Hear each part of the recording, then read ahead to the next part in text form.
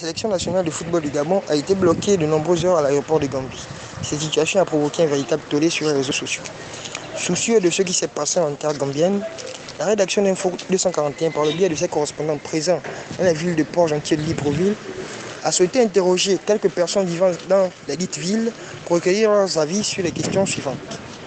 Que pensez-vous de cette situation et de la défaite des Panthères survenue lundi? Que doivent faire les autorités gabonaises pour éviter de tels déconvenus? Voici ce qu'elles nous ont répondu. Personnellement, je me dis que la manière que les Panthères ont été malmenés en Gambie n'est pas une bonne chose. En fait, c'était pas bien ce que ces gens-là ont fait. Mais disons que dans n'importe quel pays, il y a des imperfections. Ce sont des êtres humains. Il se peut qu'ils ne sont pas bien organisés pour accueillir les panthères. Mais je ne pense pas que c'était un moyen pour faire en sorte que les panthères perdent le match. Maintenant, s'ils ont perdu le match, ne disons pas que c'est parce qu'ils ont passé quelques heures à l'aéroport qu'ils ont perdu le match. Je ne pense pas. Parce que si c'est peut-être qu'ils n'étaient pas bien préparés, ou disons que c'était la défaite, ils n'ont pas gagné, mais ne disons pas que c'est parce que ils ont passé plusieurs heures à l'aéroport de Gambie sans être reçus ou bien malmenés à l'aéroport de Gambie qu'ils ont raté. Mais au contraire, ça devait même être une source de motivation pour eux en disant, vous nous avez malmenés à notre arrivée chez vous, on va venir vous battre chez vous à domicile pour quitter de là avec honneur et montrer aux Gambiens que nous, les Gabonais, on ne nous fait pas ça. Mais malheureusement, ils ont fait le contraire. On les malmène et on les bat aussi. Moi, je me dis que la honte aux Panthères, la faute est aux Panthères. Ce n'est pas une raison pour dire que c'est pour ça qu'ils ont gratté, parce qu'on les a malmenés. Ça, c'est mon avis personnel. La situation vécue par l'équipe gabonaise ou encore par la fédération gabonaise était vraiment déplorable, surtout pour le football africain. Voir de tels comportements encore se passer au XXIe siècle, c'est vraiment déplorable. On peut même voir la réaction de certains clubs où ces joueurs, ces stars internationaux jouent. Donc, ils ont un peu réagi par rapport à ça aussi. Mais on ne va pas jeter la pierre sur l'équipe ou encore le gouvernement gambien. On ne sait pas réellement le dessous de l'affaire. On parle de tests Covid non valides. On parle de l'équipe gabonaise qui ne veut pas se plier à un protocole sanitaire dans un pays.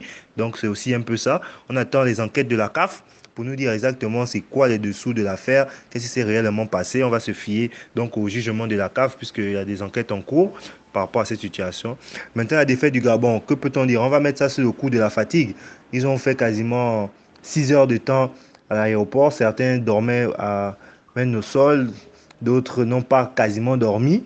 Donc, on peut voir l'erreur du gardien. On va dire que c'est un coup de fatigue, un manque de sommeil peut-être encore même.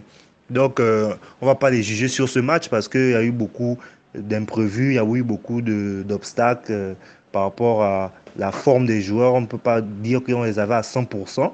Mais sur le fond, l'équipe gabonaise a quand même très bien joué. Ils ont donné un beau spectacle. Donc, on va attendre le match prochain contre la RDC pour pouvoir dire si cette équipe mérite d'aller en CAN ou pas. Mais ce match, on ne va pas le prendre en compte. Maintenant, par rapport au gouvernement gabonais, pour éviter ce genre de choses, que ça se reproduise, je pense que l'idéal serait de prendre ses précautions. On aurait voulu peut-être que l'équipe gabonaise arrive 2 jours avant en Gambie pour au moins prendre déjà connaissance du terrain, du pays où vous partez jouer. Donc, arriver le jour J, vous savez, on peut avoir beaucoup de problèmes. C'est très risqué en fait de faire ce genre de choses. Je pense, d'après moi, que l'État gabonais devait prendre quand même quelques dispositions parce on doit quand même prévoir ce qui doit arriver ou anticiper. Comme je peux dire, si demain on peut jouer face à une équipe, on doit quand même arriver dans ce pays au moins 3 ou 4 jours avant, histoire d'anticiper tout problème. Parce qu'on ne connaît pas comment les autres pays effectuent leurs opérations. Ils ne font pas les choses comme nous le faisons. Donc je pense bien que l'État gabonais doit aussi prendre quelques dispositions face à cette situation qui leur a été confrontée à Gambie et que cela ne se répète pas parce que je pense qu'il est normal de pouvoir aller quand même dans un autre pays au moins 3 jours ou 4 jours avant, afin que les joueurs puissent se reposer aussi bien. Parce que même lors de leur match, ça a été vu physiquement qu'ils étaient vraiment fatigués, ils n'étaient pas dans leur forme.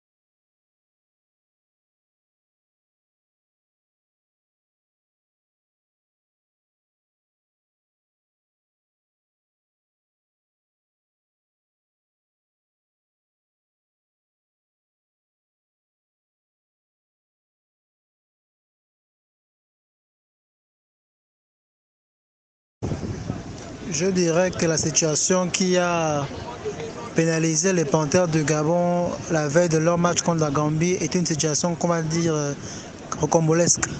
C'est quand même infligeant qu'en Afrique, nous sommes en 2020, on assiste encore à ce genre de scène. Les Gambiens, il faut le dire, n'ont pas été fair play. Ils auraient dû, ne serait-ce qu'emmener l'équipe nationale du Gabon une fois arrivée à l'aéroport à leur hôtel. Et s'il fallait faire des tests PCR pour le Covid, on aurait dû le faire à l'hôtel et non les exiger de le faire à l'aéroport. La notion de réciprocité voudrait que si l'équipe gambienne a eu à faire les tests au Gabon, ils l'ont fait à l'hôtel. Donc il aurait été logique que les Gambiens également imposent les Gabonais de faire les tests à l'hôtel et non pas à l'aéroport. Et vu ce qui a été fait, et vu les images qui ont été vues sur la toile un peu partout, on a l'impression que la Gambie avait pour rôle, ou sinon le but d'humilier les Panthères du Gabon. Et ça s'est vu. On a vu des joueurs allongés sur le sol, et ce qui n'est pas du tout beau pour un continent qui se veut futuriste. Assister à des scènes comme ça où on voit des joueurs couchés à même le sol, sans matelas ni rien, dans une salle non climatisée, c'est regrettable. Et on espère que la Fédération gabonaise de football prendra toutes les décisions possibles pour pouvoir porter plainte, sinon émettre des réserves à la CAF. Mais sauf que la CAF, on le sait, généralement les pays font des recommandations. Malheureusement, ça n'aboutit pas. Donc, on espère que cette fois-ci, la Fédération fera tout en place et va peser de son poids pour que la Gambie soit punie. Personnellement, je me dis que la manière que les Panthères ont été malmenés en Gambie n'est pas une bonne chose. En fait, c'était pas bien ce que ces gens-là ont fait. Mais disons que dans n'importe quel pays, il y a des imperfections. Ce sont des êtres humains. Il se peut qu'ils ne sont pas bien organisés pour accueillir les panthères. Mais je ne pense pas que c'était un moyen pour faire en sorte que les panthères perdent le match. Bon, maintenant, s'ils ont perdu le match, ne disons pas que c'est parce qu'ils ont passé quelques heures à l'aéroport qu'ils ont perdu le match. Je ne pense pas.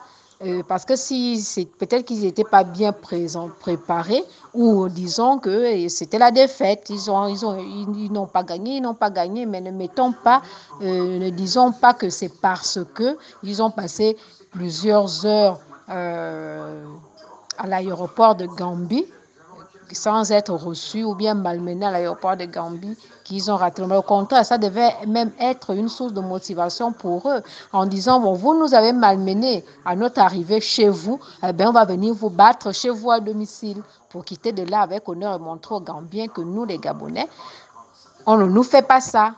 Mais malheureusement, ils ont fait le contraire. On les malmène et on les bat aussi.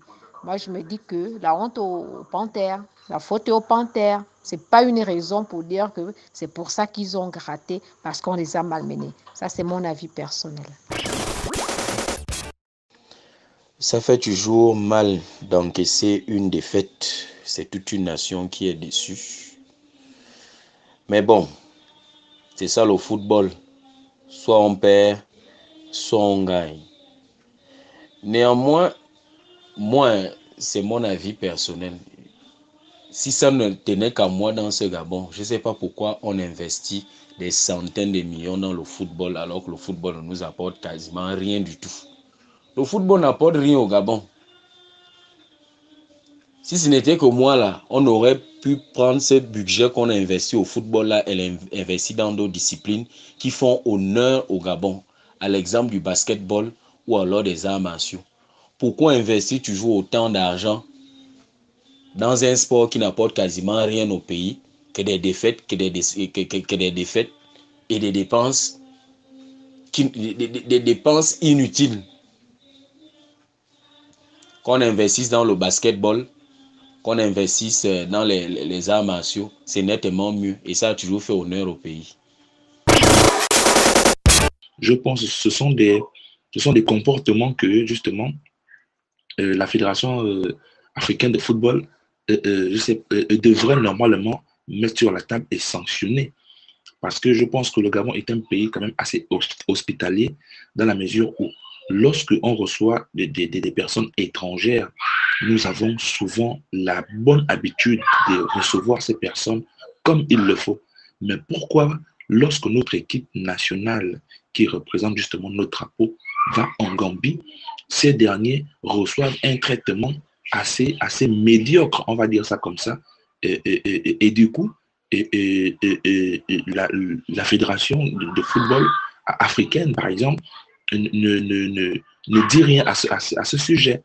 Donc, je pense que ce que le Gabon devrait faire, c'est que cette défaite ne devrait pas la prendre en considération, mais plutôt mettre en pratique des mesures justement pour poursuivre la Gambie dû à leur comportement. Parce que je peux me dire que leur but était justement de déstabiliser l'équipe nationale. Ce qu'ils ont eu à faire parce que des personnes qui ont veillé toute la nuit et qui doivent discuter un match en matinée, je ne crois pas que ces personnes devaient s'attendre à un résultat. Bien sûr, ils ont fait un effort quand même en marquant un but. Ouais, c'est beaucoup, mais ils ne doivent pas s'arrêter là. La Gambie, vraiment, restera dans les archives du Gabon avec le comportement qu'ils ont eu à afficher envers notre équipe nationale.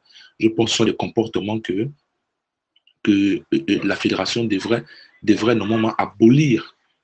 Au XXIe siècle, on ne devait plus se comporter de la sorte. Le football est censé nous réunir, est censé apporter de l'engouement entre les nations et non de chercher des voies et moyens pour mettre mal les autres parce que vous espérez avoir un succès auprès de X ou Y personnes. Pour moi, c'est une situation qui ne reste pas le football africain.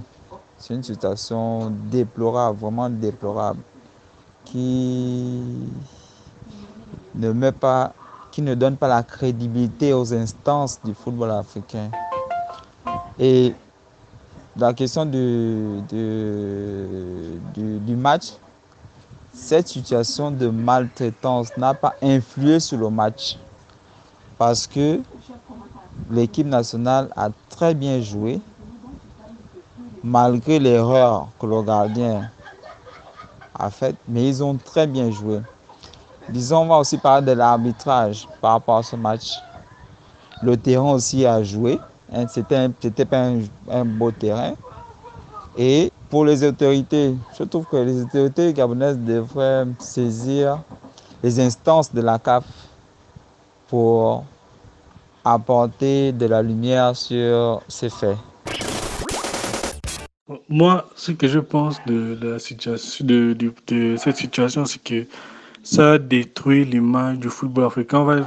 C'est ce qui donne raison à c'est ce genre de situation qui donne raison à ceux qui disent que les Noirs ne réfléchissent pas, les Noirs c'est des barbares, des singes et tout ça.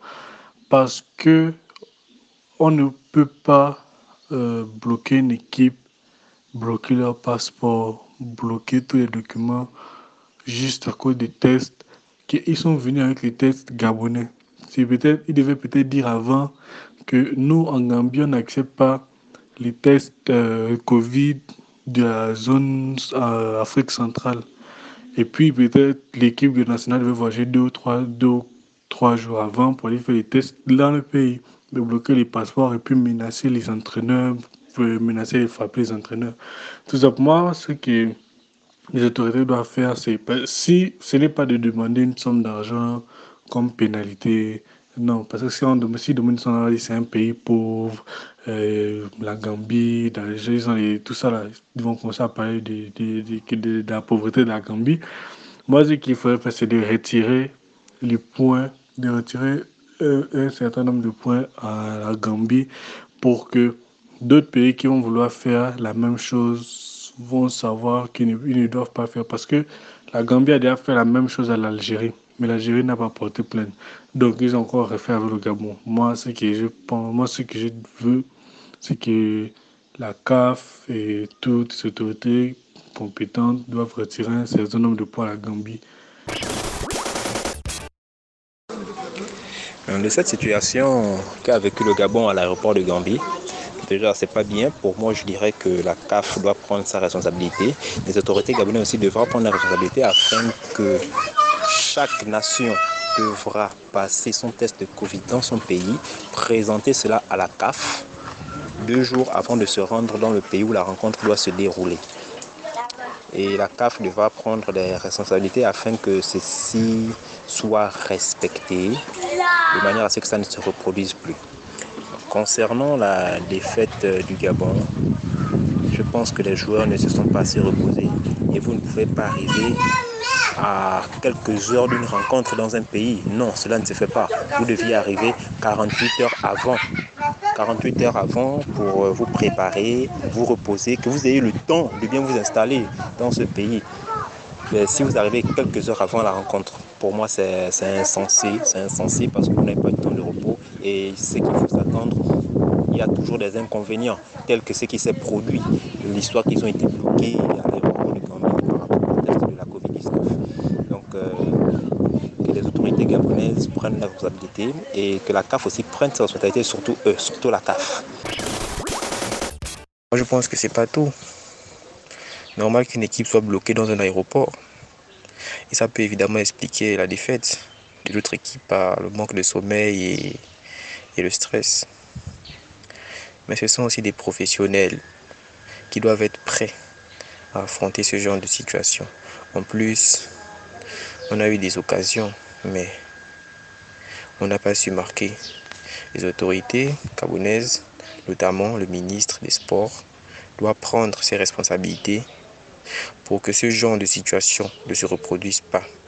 Il doit donc, pour cela, avoir un dialogue franc avec les autorités de l'équipe adverse pour protéger les joueurs et pour que nos joueurs ne se sentent pas mal à l'aise et abandonnés.